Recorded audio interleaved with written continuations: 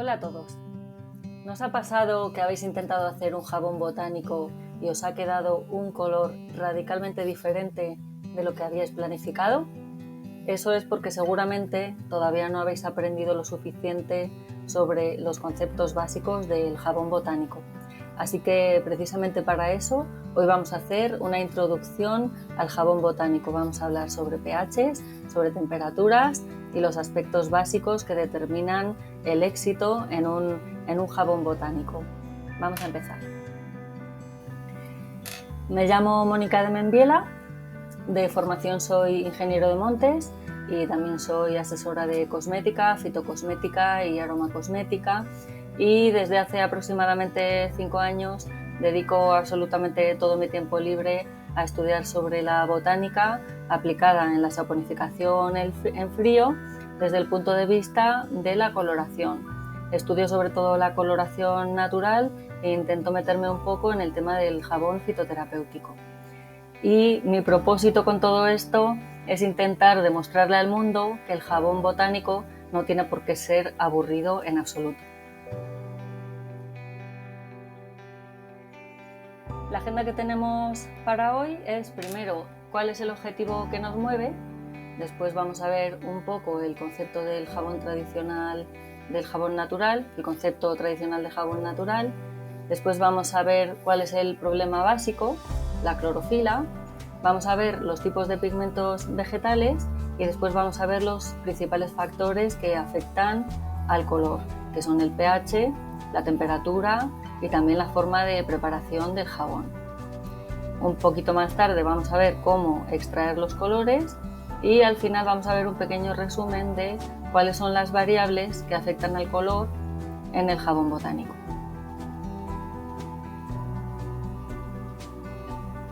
El jabón botánico no tiene por qué ser aburrido. En Botánica nos hemos propuesto demostrarle al mundo que el jabón botánico puede tener colores vibrantes, que no tienen por qué ser esos jabones tan aburridos que son los que estamos acostumbrados normalmente a ver, pues como el típico jabón blanco con avena o el típico jabón marrón, pues color café o cacao, ¿no? El color botánico puede ser muchísimo más interesante que esto.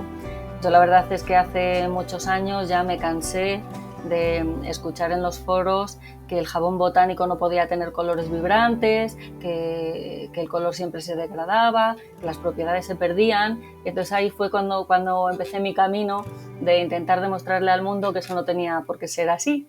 Y ese es el motivo por el que estamos aquí. Este es el concepto que queremos cambiar. Queremos pasar del concepto de que un jabón natural solamente puede ser blanco o marrón o tener colores muy claros, y queremos cambiar este concepto por el jabón botánico puede tener colores vibrantes. Si os fijáis en la foto, fíjate, pues la diferencia de concepto entre las dos fotos pues es abismal.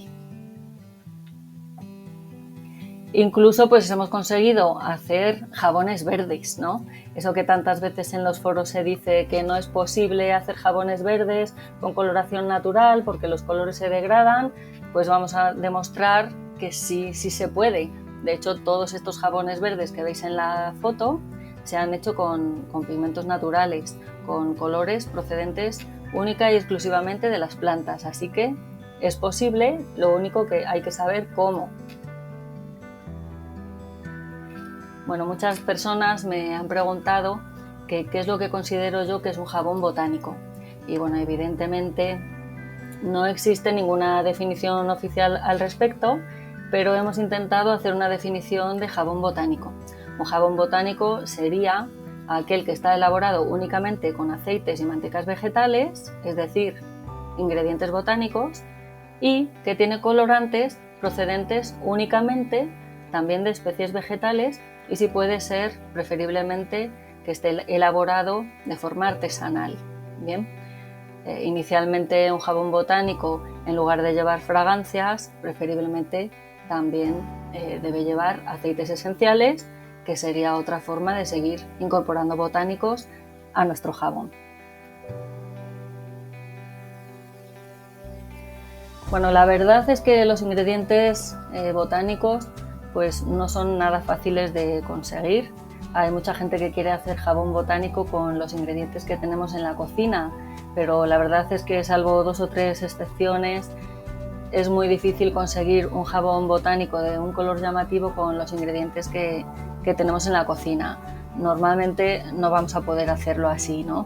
Es muy frecuente pues tener que comprar estos ingredientes en el extranjero o pagar muchas veces aduana, pagar muchas veces gastos de envío muy elevados, o incluso tener que comprar un único ingrediente en una tienda y tener que pagar los gastos de envío solamente por ese único ingrediente, ¿no? Lo cual al final, pues la verdad es que lo hace un hobby un poco caro, porque, bueno, no es algo que podamos comprar fácilmente en cualquier tienda que tenga ingredientes para jabón. La verdad, si no quieres invertir en ingredientes, si no te gusta investigar, si no aceptas de buen grado pues el fracaso de que un jabón te pueda salir mal, la verdad es que el camino del jabón botánico pues no sería tu camino, porque supone una inversión bastante importante y en muchas ocasiones es un trabajo muy desagradecido. Pues muchas veces he hecho un jabón ya conociendo el ingrediente y pensando que me iba a salir amarillo, y me ha salido otro color radicalmente distinto, ¿no? A veces es una tarea, es un trabajo que en algunas ocasiones puede llegar a ser bastante desagradecido. Y antes de continuar, quería hacer un breve resumen, una comparación de las micas y los pigmentos sintéticos o los óxidos versus los ingredientes botánicos. Bien, mientras que las micas o los pigmentos son compuestos muy estables, pues no cambia el color con el pH, ni tampoco se van a degradar con las altas temperaturas, no se degradan en pHs altos muy alcalinos, y aparte se pueden incorporar tanto en la traza como en dispersión como en la lejía. Las micas o los pigmentos son unos compuestos muy estables, han sido diseñados en laboratorio pues precisamente para eso, ¿no? Así que pues es muy fácil trabajar con ellos sin experimentar grandes problemas. Sin embargo, los ingredientes botánicos no son así en absoluto. Los ingredientes botánicos, pues algunos pueden ser estables, otros pueden ser inestables, algunos cambian con el pH, otros no cambian con el pH, algunos se van a degradar en altas temperaturas y otros no, algunos se van a degradar en pHs altos y otros no. Y además el método de incorporación de cada uno de esos pigmentos puede ser diferente según la especie que estemos utilizando. Es decir, ya empezamos a ver que esto empieza a ser un tema mucho más complejo que simplemente añadir un pigmento o un óxido en un jabón. Es un tema un poco más complicado, hay que saber un poco más y hay que tener un poco más de cuidado. ¿Y cuál sería el problema básico?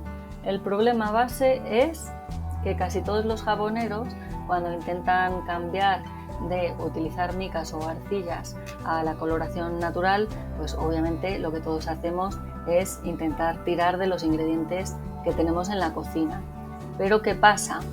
El 90% de los ingredientes que tenemos en la cocina, sus pigmentos son a base de clorofila. Y ahora vamos a ver cuáles son los problemas que tenemos si trabajamos con la clorofila, ¿no? Pero antes de eso quería enseñaros dos ejemplos. Por ejemplo, lo he sacado del grupo de Adictos a los Jabones. Por ejemplo, Cami Sánchez Córdoba ha hecho un jabón de té matcha y dice: la idea es que me quedara verde, pero él quiso ser color café, ¿no? Y abajo, en un post de Edgar K, dice que es un jabón de perejil, pero que el jabón de perejil no queda verde, ¿vale? Estos dos ejemplos ilustran cuál es el problema básico cuando empezamos a utilizar los ingredientes de la cocina. Es el tema de la clorofila. Y entonces, ahora vamos a intentar ver un poco rápidamente cuál es el problema de la clorofila, que es la degradación de la clorofila, ¿vale? Esta sería la ruta metabólica de la clorofila, que depende del circuito que siga, puede presentar distintos colores o distintas formas de inestabilidad que puede hacer que una clorofila que inicialmente es de un color verde pueda terminar siendo de distintos colores, ¿vale? Por ejemplo, si empezamos arriba en la ruta de la clorofila y vamos por el lado de la derecha, la clorofila puede convertirse en clorofilina, que sería de un color verde brillante, pero bajo ciertas condiciones, como que se incorpora hidrógeno o oxígeno, ese pigmento verde brillante puede terminar siendo un pigmento incoloro, como veis ahí, como las clorinas o las purpurinas.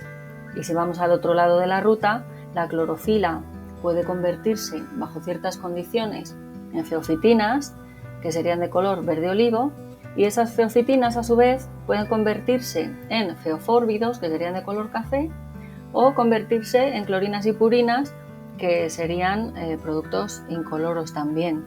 Por ejemplo, el paso de la clorofila a clorofilina ocurre con la espinaca, que de repente en el momento de la traza tiene un color verde brillante absolutamente maravilloso, y en el transcurso de las semanas su color empieza a aclararse porque algunos de esos pigmentos empiezan a volverse incoloros.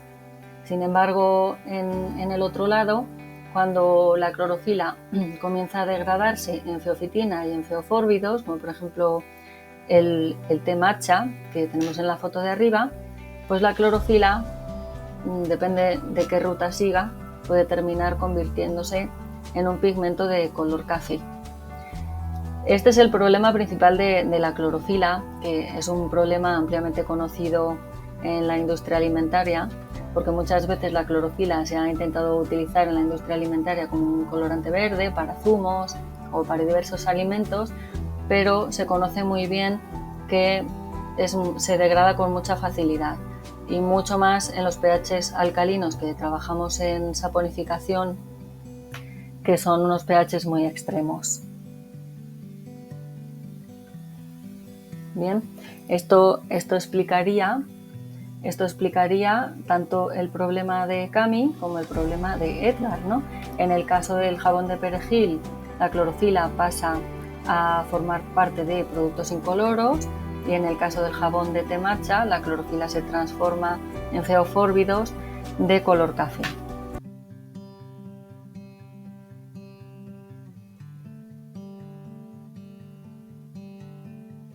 Vamos a ver ahora los principales tipos de pigmentos vegetales.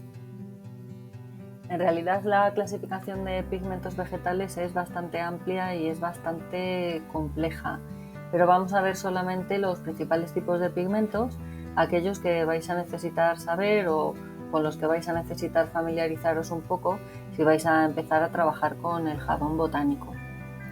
Los primeros, los más importantes por su abundancia en la naturaleza, son los flavonoides. Los flavonoides también se llaman polifenoles, y existen varios tipos de flavonoides, como por ejemplo las antocianidinas, antocianinas, flavanonas y muchos otros.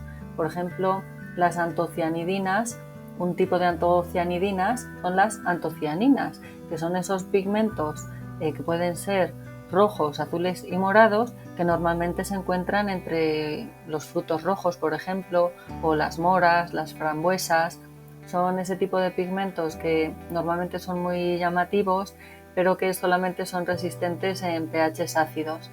Este tipo de pigmentos, en cuanto lo incorporamos en un jabón de saponificación en frío, pues como no son resistentes a pHs alcalinos, la verdad es que rápidamente se degradan y suelen dar tonos marrones o, bueno, en definitiva, tonos que digamos que no eran los esperados y que tampoco son precisamente muy bonitos. El segundo tipo de pigmentos son las clorofilas.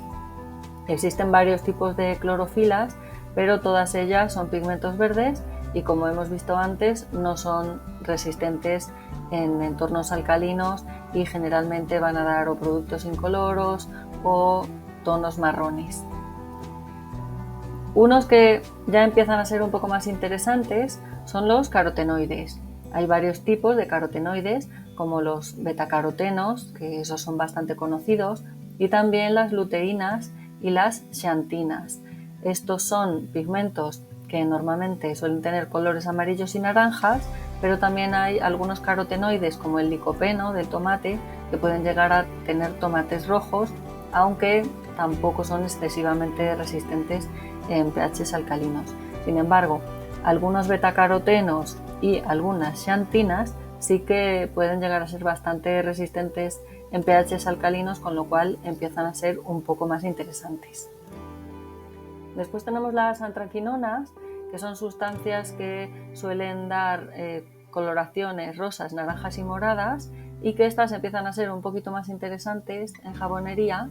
Y también tenemos las naftoquinonas, que son estables también en pHs alcalinos, pero normalmente suelen dar pigmentos marrones, con lo que no suelen ser tan interesantes. Algunas de estas son la jugulona y la lausona, que son el pigmento de Juglans regia o Juglans nigra, que es el nogal, y la lausona, que es el pigmento de la Lausonia inermis, que es la henna.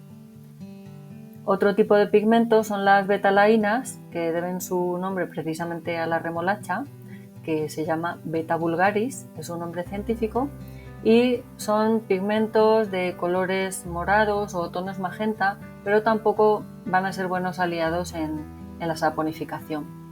Y los indigoides, que a mí me parece que son los pigmentos más interesantes, son pigmentos que nos van a dar coloraciones azules y que van a ser muy estables en pHs alcalinos. La verdad es que la forma de obtención de los procesos indigoides es un proceso que me fascina completamente, cómo se puede sacar un pigmento azul de hojas de plantas verdes, ¿no?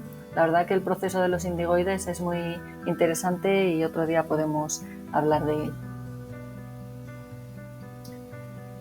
Después vamos a ver los factores que afectan al color. Principalmente, como sabéis, el principal factor que va a afectar al color en un jabón botánico es el pH. Aunque sí es verdad que existen algunas plantas que son tremendamente estables y que no van a variar su color aunque estén en pH ácido o en pH alcalino, hay otras plantas que sí que van a modificar mucho su color y que de hecho son tan interesantes que se han diseñado aplicaciones para la industria alimentaria para detectar, por ejemplo, el momento en el que las gambas empiezan a pudrirse, ¿no? No sé si habéis visto en el supermercado que en los paquetes de gambas hay una especie de papel de cocina, que es como un plástico, que normalmente aparece de color rosa. Eso quiere decir que el alimento está en buen estado. Pues bien, este papel contiene pigmentos de una planta que es sensitiva o sensible al pH, y según las gambas van incrementando su pH, el color de esta base, de esta especie de papel de cocina que está en la base de los alimentos, se va a ir convirtiendo en color azul y morado, y es una aplicación muy interesante porque nos va a decir cuál es el estado de putrefacción de las gambas, ¿no? Con respecto al pH, tenemos que tener en cuenta que cuando estamos utilizando pigmentos que son muy estables, podemos incorporarlos en cualquier momento, en la lejía, en la traza, en cualquier momento durante la fabricación del jabón. Pero hay algunos pigmentos que sí que son más sensibles a pHs alcalinos, y en ese caso tenemos que evitar incorporarlos en la lejía, porque si no vamos a provocar la degradación del pigmento de forma acelerada. De la misma forma que miramos si nuestros pigmentos van a ser resistentes al pH o no, también tenemos que mirar si los principios activos que queremos tener en el jabón también van a ser resistentes a pHs alcalinos o no, para saber si el jabón va a tener las propiedades fitoterapéuticas que se espera de él. Bueno, esto es un tema mucho más complejo, pero sí que quería comenzar a hablar de esto a modo de pequeña introducción, y por si a alguno os interesa también lo podemos hablar otro día. Otro de los factores que afectan al color es la temperatura. Igual que con el tema del pH, existen pigmentos que son sensibles a la temperatura y existen otros pigmentos que son muy estables. No importa a qué temperatura los sometas, que no van a modificarse. Cuando vayamos a hacer un jabón con un pigmento que sea sensible a la temperatura, vamos a tener que tener en cuenta de, por ejemplo, la temperatura a la que trabajamos, a qué temperatura vamos a saponificar, conviene que hagamos el proceso de cold process, oven process o no. Hay ciertas cosas que vamos a tener que analizar. Y después también me gustaría pasar un poco por encima sobre un tema que he visto en varios vídeos de YouTube, en el que se dice que el proceso de cold process, oven process intensifica los colores naturales. Bueno, pues esto es cierto sí o no. Hay algunos colores que se intensifican con el cold process, oven process, porque los colores pueden intensificarse con el incremento de la temperatura, pero hay algunos pigmentos que precisamente al incrementar la temperatura van a comenzar a degradarse o incluso pueden aclararse y dar un tono final mucho más claro. Es decir, ¿el cold process, oven process intensifica los colores? No siempre. Algunas veces sí y algunas veces no. No se puede decir como norma general que lo intensifique. Para mí esto sería un mito. La forma de preparación también puede afectar al color de nuestro jabón. Primero, tenemos que ver si los principios activos que vamos a esperar de nuestro jabón son resistentes al proceso de la saponificación. Quien dice principios activos dice pigmentos. Después tenemos que tener en cuenta que tenemos que haber extraído el pigmento de la forma correcta. Sobre esto vamos a hablar ahora a continuación. Si yo quiero extraer un pigmento que es soluble en aceite, por ejemplo, y quiero incorporarlo al jabón en forma de infusión, pues es bastante probable que el pigmento no va a estar en el jabón. El jabón no va a tener el color que se espera de él porque no se ha utilizado la forma de extracción correcta. Y después también tenemos que tener en cuenta la forma de preparación del jabón, teniendo en cuenta si mi planta, lo que hemos visto antes, resiste altos pH, resiste altas temperaturas o no. Tenemos que decidir de qué forma vamos a prepararlo, a qué temperatura vamos a saponificar, si vamos a utilizar cold process, oven process o no. Es decir, no podemos hacer todos los jabones de la misma forma cuando trabajamos con jabón botánico. No podemos utilizar siempre la misma concentración. Hay varios factores que tenemos que analizar, que tenemos que estudiar y que tenemos que controlar para que nuestro pigmento pueda desarrollarse al máximo y que podamos tener esos colores vibrantes que tanto queremos en el jabón. ¿Cómo tenemos que extraer los colores? Obviamente tenemos que extraer los colores de la forma correcta. Lo difícil, ¿no?, es saber ¿y cuál es la forma correcta para cada especie? Pues precisamente ahí está la dificultad, ¿no? Cada especie vegetal necesita una forma de extracción diferente. Hay algunos pigmentos que son solubles en aceite, otros pigmentos son solubles en agua y algunos pigmentos no son solubles ni en aceite ni en agua y solamente se pueden extraer con alcohol, con glicerina, con etanol o otros solventes orgánicos. Entonces, si no extraemos los colores de la forma correcta, o no vamos a tener ningún color en el jabón final o no vamos a tener un color suficientemente bueno. Siempre hay que extraer cada pigmento de la forma que se merece.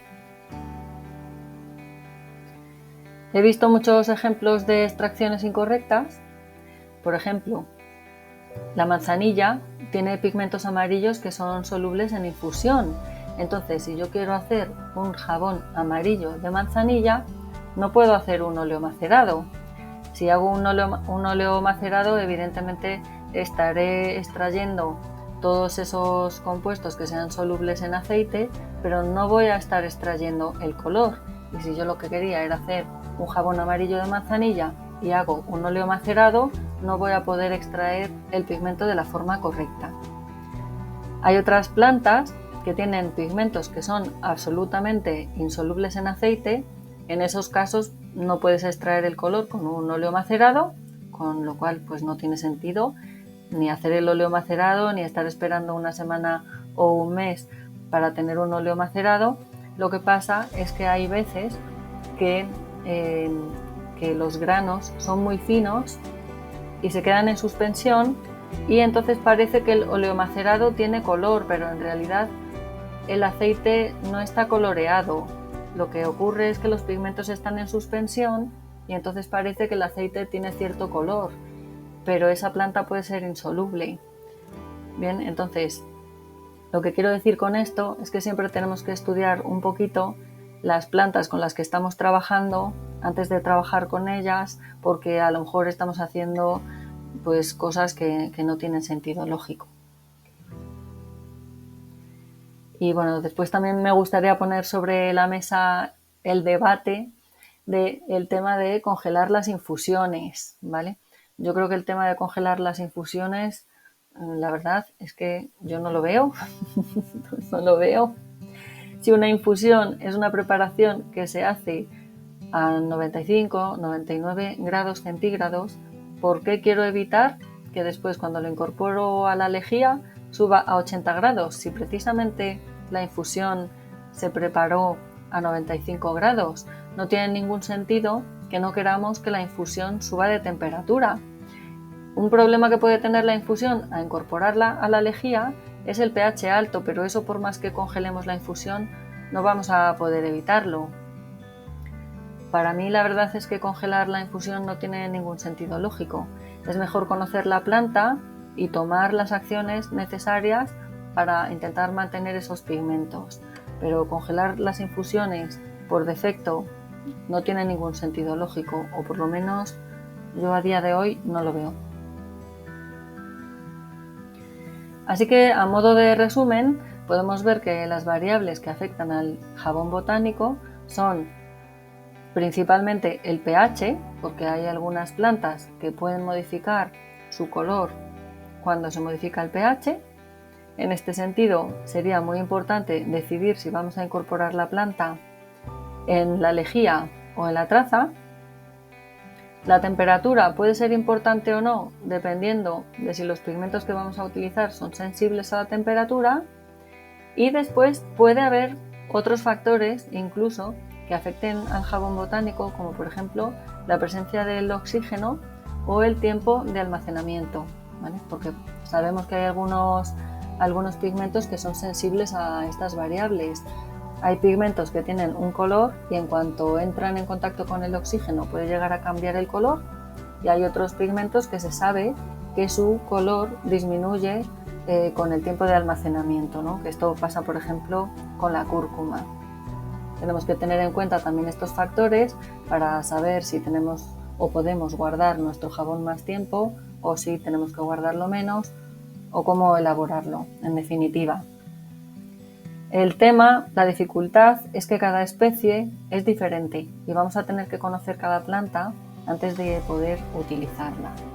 Conclusión, cada especie es diferente. Esa es la dificultad que tenemos. Para que veáis cómo puede llegar a complicarse esto, aquí tenéis en pantalla un listado solamente de los pigmentos carotenoides que tiene la caléndula. La caléndula tiene también otro tipo de pigmentos. Este sería un listado solamente de los carotenoides. Pues como vemos, tiene neoxantina, luteoxantina, flavoxantina, luteína, zeaxantina, licopeno, incluso, que sería el del tomate, como sabéis. Según la proporción relativa de cada uno de estos carotenoides, pues será el resultado final del jabón. Como podéis ver en pantalla, tenemos los datos de los carotenoides de 4 variedades diferentes de la caléndula. Esto quiere decir que según la variedad de la caléndula, según el tipo de flor, según el color de la flor, también se pueden obtener resultados diferentes, ¿vale? Este sería uno de los motivos que explican que a veces los jaboneros hacen jabones con los mismos ingredientes, pero tienen resultados diferentes. Pues es porque no estamos trabajando con micas, como veíamos antes, que las micas están más o menos estandarizadas. Estamos trabajando con plantas que son organismos vivos y que tienen una gran complejidad. ¿Cuál sería la solución? La solución es estudiar cada caso. La dificultad del jabón botánico reside que cada especie vegetal tiene distintos pigmentos y tiene unas condiciones de degradación únicas de esos pigmentos. Es necesario conocer las características de todas y cada una de esas especies para saber cómo podemos obtener el máximo partido de su color. Y me hubiera gustado hablar un poco sobre el tema del jabón terapéutico, mito o realidad. Bueno, que este es uno de los temas más debatidos en todos los foros, pero creo que no voy a tener suficiente tiempo. Lo único que voy a decir es que muchas veces vemos en las redes jabón antioxidante, anticelulítico y drenante. Y tenemos que tener mucho cuidado con este tipo de afirmaciones, porque lo primero es que no es legal, al menos en España no se puede hacer esta afirmación. ¿Por qué no se puede afirmar esto mientras no tengas una demostración científica? Mientras no haya unos estudios clínicos o lo hayas podido demostrar científicamente. Por ejemplo, bueno, vamos a ver rápidamente el ejemplo de la ortiga. La ortiga, uno de los principios activos que tiene es el ácido cafeico y precisamente el ácido cafeico es uno de los que no es estable en pH alcalino. Si el ácido cafeico tiene propiedades contra la artritis reumatoide, tiene actividad antiinflamatoria y analgésica, pero yo lo pongo en un jabón, en el jabón va a estar sometido a un pH alcalino y el ácido cafeico se va a degradar, con lo cual es probable que no vayamos a tener estas propiedades en el jabón. Al menos no vamos a tener esas propiedades vinculadas con el ácido cafeico. Quizás puede tener otras sustancias que también son antiinflamatorias, pero habrá que analizarlo, no es algo que se pueda decir rápidamente ni fácilmente, ¿vale? Sin embargo, la ortiga también contiene quercetina. La quercetina sí que puede ser más o menos estable en un pH alcalino, entonces quizás sí que podríamos esperar esta propiedad en el jabón, pero bueno, habría que comprobarlo y demostrarlo. Por ese motivo es que existen varias organizaciones a nivel mundial que se aseguran de que legalmente nosotros no le asignemos una capacidad terapéutica a un jabón que puede tenerla o no. Lo que hacen estos organismos es asegurarse de que si alguien le está asignando una capacidad antioxidante a un jabón, pues que previamente lo haya demostrado. ¿Y por qué? Porque, como hemos visto, este tema de los fitoquímicos es muy complejo y algunas veces pueden estar presentes en el jabón y otras no. Y como no es tan fácil saberlo, pues hay que demostrarlo. No se pueden atribuir propiedades terapéuticas a un jabón a no ser que se haya demostrado mediante ensayos clínicos y mediante estudios científicos. Por favor, no le atribuyáis cualidades terapéuticas a vuestros jabones, ni habléis ni siquiera de las propiedades de la planta que habéis utilizado en el jabón mientras que estáis poniendo una foto de un jabón, porque eso, a ojos de una persona que quizás no es tan experta y no conozca todo este tema, le puede llevar a error, y una persona que vea nuestra publicación en una red puede pensar que si yo estoy hablando de las propiedades de una planta y he hecho el jabón con una planta, esa persona puede pensar que ese jabón va a tener esas propiedades terapéuticas. Y no va a ser así, puede tenerlas o no, no es tan fácil de saber. Bueno, así que queremos invitaros a todos a ayudarnos a demostrar que el jabón botánico no es aburrido, ¿vale? Si queréis nos podéis seguir en redes y compartir las fotos de vuestros jabones para demostrarle al mundo que el jabón botánico no tiene por qué ser solamente blanco, beige o color café, que hay un rango mucho más interesante de colores que podemos tener disponibles en la naturaleza.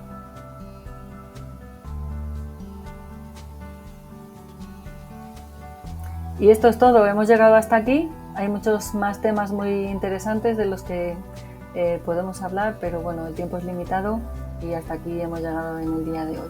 Muchas gracias a todos y nos vemos.